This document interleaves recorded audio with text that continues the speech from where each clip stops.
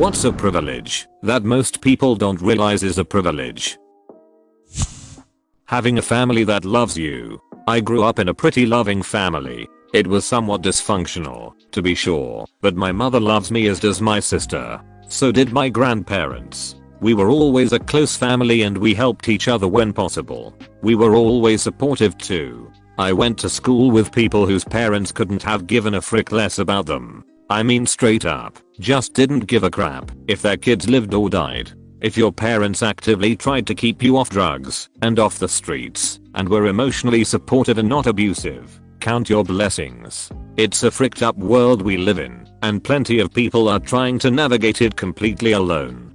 Hey, thanks for understanding. As someone who came from a fricked up family and has plenty of issues resulting from it, I couldn't believe that A, there are people who actually love their families and vice versa, and B, the majority of these people are utterly incapable of understanding that crappy parents and families exist. I tried telling people that I don't talk to my parents because they were abusive, and they would say, but surely they love you. Why don't you talk to them? Some people can't fathom that because they've not lived it. I've had a crappy mom and had the same thing said to me, but I always answer with, I'm not sure if she loved me or hated my dad more. I straddle the fence with that question even till this day, and she's been gone since I was 17.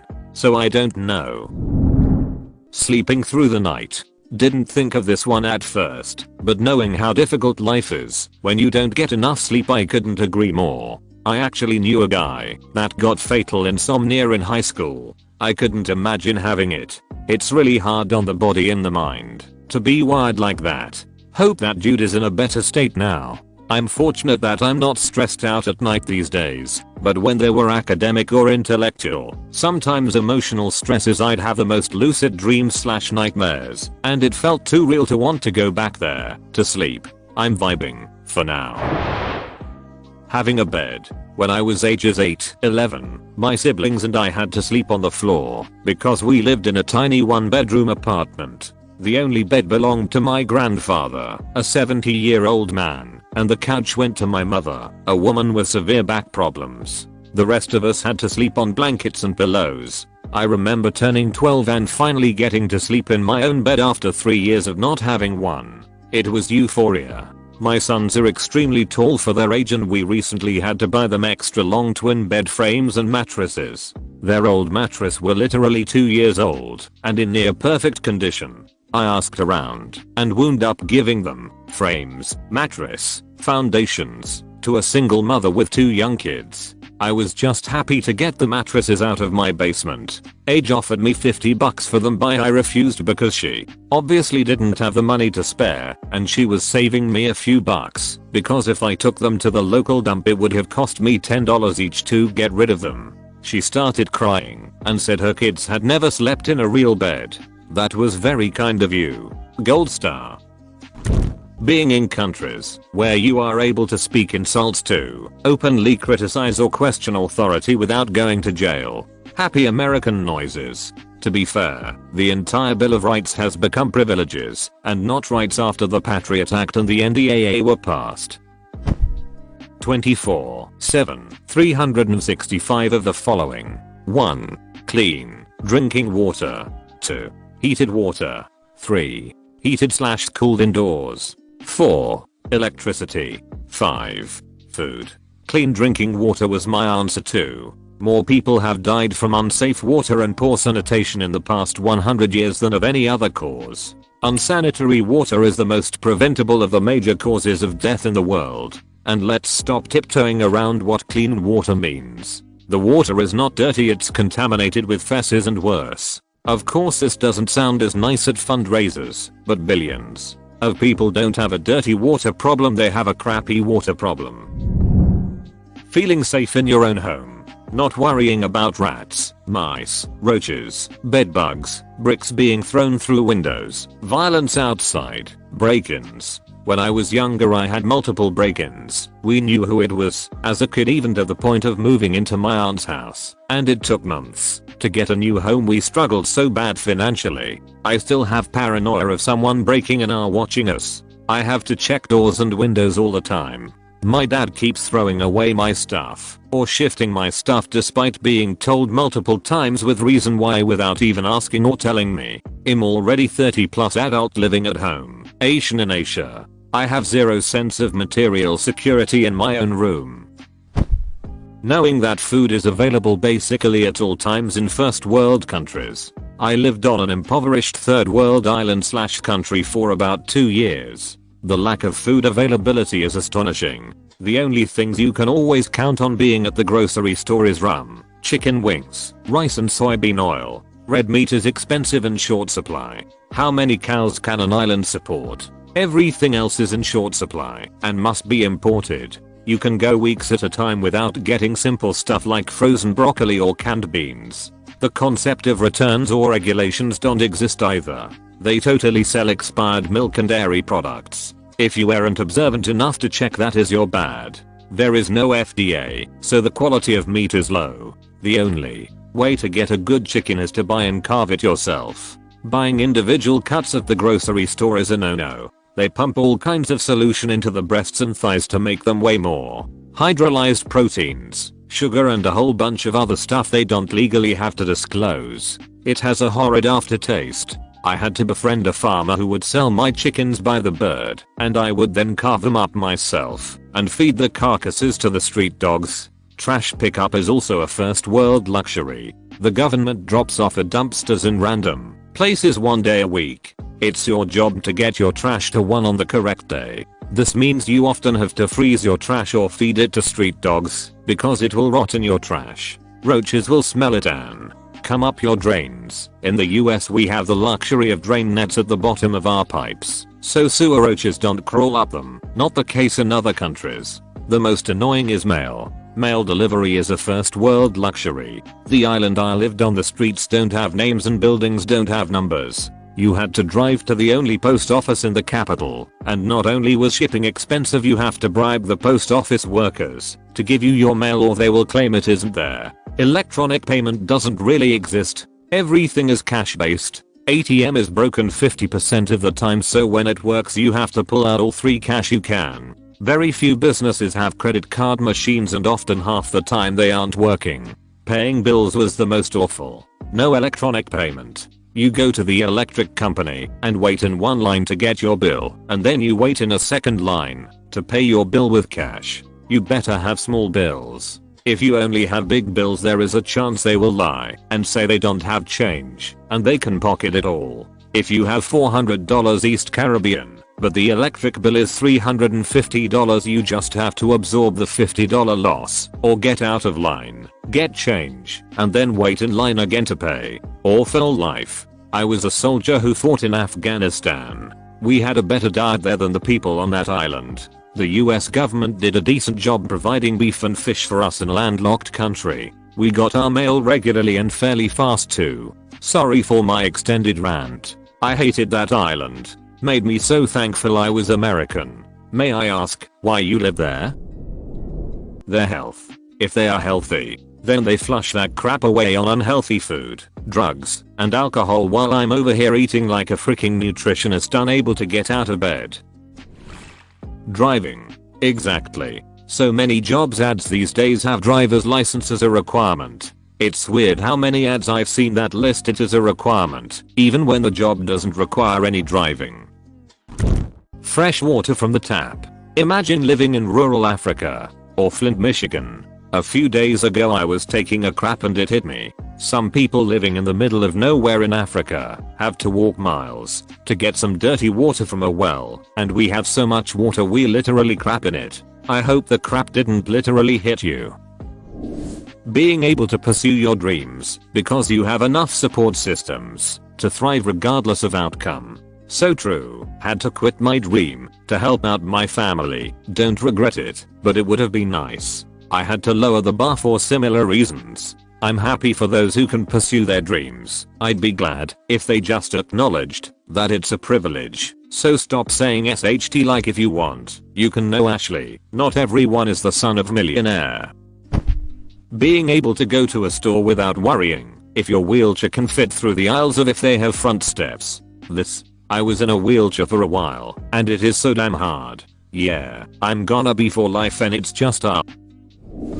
Being able to walk alone, especially at night, without any worry at all. This is crude, but it sums up what it's like for women. Dave Chappelle said I got paid $25k when I was 17 and was scared to walk around with it in a backpack cause I never had something somebody wanted. I know they would kill me if they knew I had this money. Now imagine having a pee. Spot on. Wow. Being healthy instead of disabled and chronically ill. I feel this. Just push through it. Just try harder. I'm already giving all that I have. I'm sorry that it will never be enough. Being zero waste. For example, if you have a medical condition that requires a lot of medication or many medical procedures in general, it's not a choice to use tons of plastic and other disposable materials all the time. I know this is silly, but some people that choose to be zero waste don't realize that is not just a choice. Similarly, with food, the same people complain about all the waste of pre-chopped or pre-peeled food. Like a few years back, a shelf of pre-peeled oranges in individual plastic containers at Whole Foods went viral and the company got so much flack that they said they would stop carrying it. For people who are disabled, elderly or with chronic pain issues, pre-peeled/pre-chopped stuff is a godsend. Same with ready-made or single-serving meals and the lectures about waste from it, or that it's unhealthy and you just need to plan your meals better, buy in bulk and cook on the weekend, etc. Those things aren't necessarily possible with disability/chronic pain issues. And for some, having time to cook is a luxury they don't have if they are working several jobs trying to make ends meet. Dude, I buy so much takeout and pre-made stuff when I'm going through a bad flare. I also keep a lot of frozen food in my freezer at all times. I just had to learn to be okay with it. Being well enough to cook really is a privilege. Having an emotionally mature parent. Wow. This is a good one. I wish I had this growing up. My father is in his 60s and still likes to act like a stupid teenager. I've had to grab the steering wheel to correct it while he was driving wasted, and all he did was giggle while I shouted at him that he drove over the curb. He drove right to another bar to drink more freaking dumbus. A hot shower every day. I've been living in my car for a bit now, and frick, I want a hot shower all the time. It's a once a week luxury for me. I don't know where you live or your finances, but some gyms have a $10 a month fee and you can shower all you want. Being a native English speaker. I've traveled a bit, which is a privilege in its own right, no matter how hard I've had to work to be able to so, and everywhere I've gone, I've met people who either speak English or can direct me to someone who does. You can get by in most places with the smallest smattering of words and phrases in the local language. Transit centers like airports and train stations usually have English signs. English is the lingua franca in every hostel I've stayed at, in Russia, Portugal, Peru, Mozambique, Kazakhstan, and Kyrgyzstan. It's funny to listen to. So many Americans complain about foreigners not knowing English, and yet we generally also don't take the time to learn whatever language of whatever place we are traveling to. We know how to say please and thank you in Spanish. Look at us, citizens of the world. Honestly, I feel like it's the exact opposite. I feel very privileged to be from a non-English speaking country, in that I have been able to learn how to learn another language without much issue. Yes, it sucks if you're from a country that has really bad English education / a very isolated non-English culture, but if you're from any Western country, for instance, being able to speak 2 languages is fantastic. And even more than that, having learned a second language from a very young age, I was much more easily able to learn my 3rd and 4th. And also just having experienced learning another language really makes you appreciate being able to overcome language barriers a lot more, and generally, I feel, makes you appreciate different cultures a lot more as well, since you have to become pretty intimate with the culture of the language you learned. I second that. I could have agreed to the original statement had it not included the word native. Nowhere afterwards is it deemed necessary to be native to it, and really, as you said, not having the experience of learning another language often becomes a barrier itself towards foreign English speakers, due to their difference in pronunciation. In most cases it's a large privilege to have learned English as a foreign language though, because it comes with the benefit of the universal language as well as some good mind exercise. having a roof over your head. Those that work jobs that don't make a living wage have no means to provide for it. Thus they are forced into unsafe slums or having housemates. Every day when I pull into my driveway I reflect on this daily. There is something to be said about the peace of mind knowing you have a welcoming home waiting for you once you're done work. Like many things we grow accustomed to having something with no expectations of change. This is something I'm always grateful and respectful of. Having housemates is still having a roof over your head. My husband and I are financially comfortable now, but that wasn't the case for either of us when we were young and single. I lived in my car for a few months before moving into a house with 5 other people. There is absolutely nothing wrong with having housemates when money is tight. It allows you to pay less rent, less in utilities, and share the workload of household chores. My partner has to use Fourth Nutrition because her stomach muscles don't work properly, preventing her from digesting food. Until I met her I never considered being able to eat as something I'm lucky to have. What's Fourth Nutrition like, anyway? How long does it take for her to get her daily needed nutrition? Are there health difficulties or pain that comes from it, or is everything normal other than the not being able to eat? She rotates between fluids for hydration and TPN. Think calories and vitamins. These both come in bags kinda like fourth bags you see in movies and on TV. That's simplifying it a lot, but you get the picture. TPN takes about 12 hours and fluids takes 4-8 depending on how quickly it runs. She carries the bags around in a backpack connected to a battery operated pump and typically runs them overnight for ease. All of this goes through a central line and into her. The biggest issue apart from making sure that all of this is calibrated properly to her needs, which is really difficult cause think about how much variance there is in human caloric needs on a daily basis for any number of reasons, is fatty liver, which is an effect of getting your nutrients this way. But what are you gonna do? The risk of central line infection is also something to monitor, so anytime she has a fever she has to go to the hospital as a precaution. So pain isn't the biggest issue, but it's more making sure her caloric needs are being properly met. Like I mentioned, she gets her shipment once a week, and as I mentioned, a lot of variance in daily caloric needs. If she doesn't eat enough or get enough fluids, her body responds negatively the way anyone else would. Living without constant physical pain. The idea that most people just exist without non-specific pain is baffling to me. It sucks. You get used to the pain as much as one can. You begin to normalize around it. When you feel good, it's relative to how you normally feel. I feel good means it's only a little excruciating.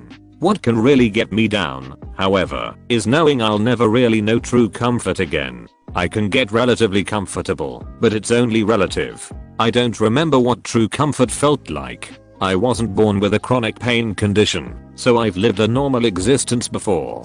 But I've had this condition so long that I can't remember what it was like before. I passed the halfway mark this year. I'm 27. My pain started at 13. I just don't remember what it was like anymore. Owning a vehicle. I can't fathom the amount of times how people dismiss those who don't have their personal transportation, and how public transportation isn't always going to match up to their conveniences. Like, no Susan, I can't be wherever you want me to be in 10 minutes. It's also a huge barrier to employment opportunities depending on where you live. I own my vehicle. It needs work, but I own it. I will do my best to never again have a car loan. I'm paying off my car loan this year. It's crazy how much the interest adds up if you're just paying the bi-weekly payments. Owning a dog. You have this incredibly complex creature that loves you no matter how you look or what you are feeling, and just wants to be with you and make your life better. Our dogs may just be one aspect of our lives, but to our dogs, we are everything. I was just talking about this with some friends. They were trying to say that everyone deserves to have a dog, even if they can only afford one from a puppy mill. WTF. 1. Nobody deserves a dog. They are living creatures, and if anything, the priority should be on giving them what they need and deserve, since we made them. 2. If you can't afford to get a dog in an ethical way, you can't afford a dog anyway, because they are a lot more expensive than the adoption fee or the price of an ethically bred puppy. Dogs are a privilege and not a right. Having worked in rescue for 10 years, I've come to the conclusion That many people are not worthy of having a dog. Yeah, the adoption fee/purchase price is the least of your worries. If you can't afford that, then you can't afford a dog and all that goes along with it. It was $15 to adopt my dog from a local shelter, but I just spent $2,500 on surgery to remove a tumor from his leg. I'm gonna reverse this. Something that people think is a privilege but actually isn't. Having a phone. More than 80% of the global population has a mobile smartphone. Even over in Kenya, far more people have access to mobile phones than have access to toilets in the world at this point. Health. People born with physical defects are destined to be alone and pushed away, and I hate it when normal people tries to lecture anyone, me, on depression, loneliness and a lack of opportunities, and how I go through all that because I want to screw 'em. Sometimes I read quotes by celebrities saying, "Please don't let me be normal," and it makes my blood boil. Lucky bastards. Or they suggest freaking keto diet, exercise, and drinking water. Thanks, Babs, that's really going to help my chronic condition. Bruh, I'm telling you, have you tried shoving a crystal up your urethra? I swear man, it aligns your magnetic vibe particles so that all that negativity goes away. You can then focus on the important things in life, like paying me for these urethra crystals bruh. You'll regrow your pancreas, I swear, bruh. Economic and material privilege. People will be quick to define themselves as marginalized without realizing that being a billionaire homosexual is vastly different from being a poor, working class homosexual, or even just a poor, working class heterosexual person. You'd be a fool to think that Ellen DeGeneres is less privileged than some unemployed white guy from broken home in West Virginia. Truth. Economic privilege supersedes any kind of identity stuff. It's not even close. I wonder who stands to gain from convincing everyone it's the other way around. Being able to choose who governs you. Most humans who have ever been alive have not had a say in the matter. A larger portion of currently living humans have that privilege than at any point in human history. And peaceful transfer of power. My dad and his best friend both came from different countries, both that had been upended because of violence during transfer of power. They both said several years ago what they admired most about the US was that our leaders are transitioned in and out so smoothly without incident. Welp. Not having social anxiety. Imagine how breezy life must be. The amount of effort I have to put into doing normal things like checking out at the grocery store is incredible. I keep telling people that I got better over the years, but it's not so much that social interactions get less scary, but more like I'm better at getting ready for said social interaction or better at pretending that I'm normal. I'm almost 30, and I still feel like a 7-year-old whose mom left them at the grocery line to grab something real quick. Self-checkouts have really been a gift and I suggest you try it out if you have them in your grocery stores. As soon as they started popping up I went straight to them and haven't spoken to another person in a store again. I get so clammed up making the most basic of conversation with cashiers. Self-checkouts saved me from that. To complain. The ability to complain is such a privilege, it's not even funny. Coming from a city where people have stupid protests almost every day, it almost like a national sport or something, this comment is the best I have read. This is so true. Not having to send part of your paycheck to your family. My girlfriend is Chinese and her family expects her to send a big chunk of her pay to them, while my parents still occasionally send me money for birthdays or Christmas. I'm German. Yeah, my German boyfriend also receives money for birthday. I'm Polish, and we just don't send each other anything at this point. I just try to send money to my grandma because she's very poor, but I do it no matter what. Expecting your children to send you money is toxic. They are not an investment, they are humans.